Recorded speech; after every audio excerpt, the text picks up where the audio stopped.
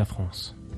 Allez, les 12 dernières minutes en direct, c'est avec Bernard Antoine, tabacologue, addictologue. J'arrête de vapoter, c'est votre livre. Bonjour, merci d'être avec nous. Livre qui est publié chez First Edition, une méthode en 3 étapes pour décrocher définitivement de l'e-cigarette. Mais le seul problème, c'est qu'on nous a expliqué pendant des mois que l'e-cigarette, c'était bien, qu'il n'y avait pas de problème. Et vous nous dites comment décrocher ?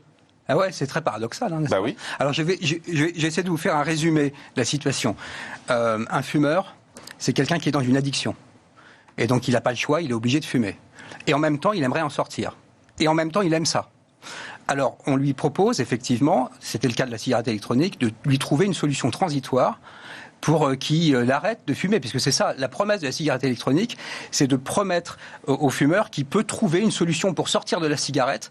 Le souci, c'est que il continue à être addict, en fait. Absolument, parce que ça le maintient actif dans tous les mécanismes comportementaux et psychologique. C'est un peu comme si vous... Oui, mais je comprends ce que vous dites, mais j'ai envie de vous dire, on s'en fout. Parce que si on nous explique que la cigarette, il n'y a pas de risque, si on est addict à un truc où il n'y a pas de risque, c'est pas grave. Alors c'est ça le problème, c'est que d'abord, il n'y a pas de risque, c'est-à-dire que la cigarette... Donc il y a un risque.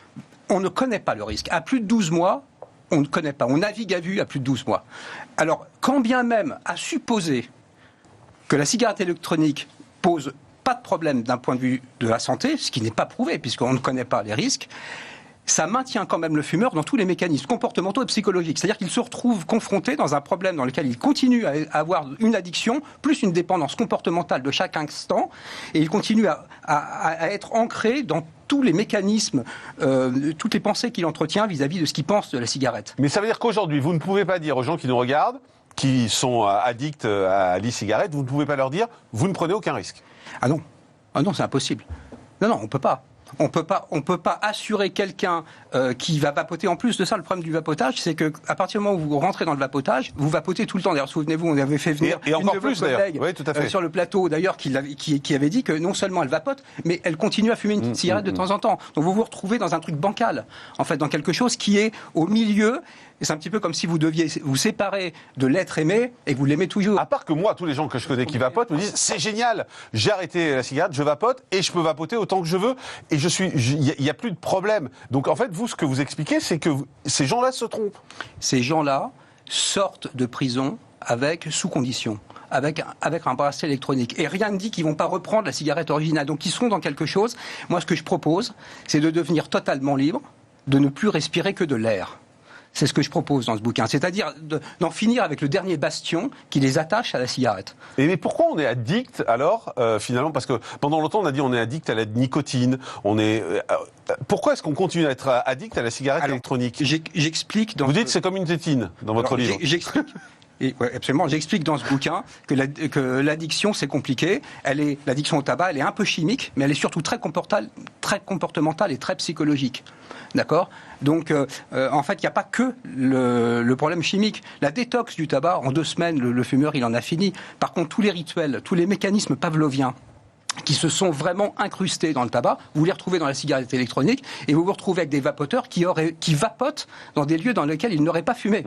Mais moi, je connais des gens qui vapotent au restaurant, Absolument. par exemple. Alors que je pense que c'est pas autorisé. Je sais pas ce que dit la loi là-dessus, mais je pense que c'est pas autorisé. Mais ils vapotent au restaurant en disant, de toute façon, c'est pas grave, c'est de l'eau avec du goût. C'est ce que je suis en train de vous dire, Jean-Marc. Oui, justement. Et derrière, il y a tout un tas de mécanismes. Alors ça, c'est un peu compliqué. Je l'explique dans mon bouquin. Je vais pas raconter le film avant que les gens aillent le voir. Donc, mais c'est vrai qu'il y a tout un tas de mécanismes sensorimoteurs qui se sont mis en place aussi. Parce que vous savez, les gens qui font la cigarette électronique, ils n'ont pas pour objectif de perdre aussi des clients. Donc ils ont intérêt aussi à accrocher les gens avec des odeurs. Ils veulent qu'on reste addict. Bien sûr.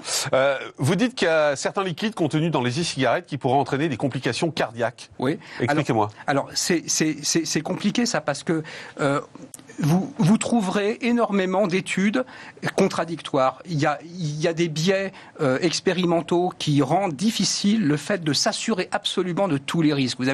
Vous aurez des études cliniques, mais on a assez peu d'études multicentriques. On a assez peu d'études qui ont véritablement pu objectiviser de manière très très claire les dangers. Mais certaines parlent de risque cardiaque, d'autres parlent de risque pulmonaire. Absolument. Également.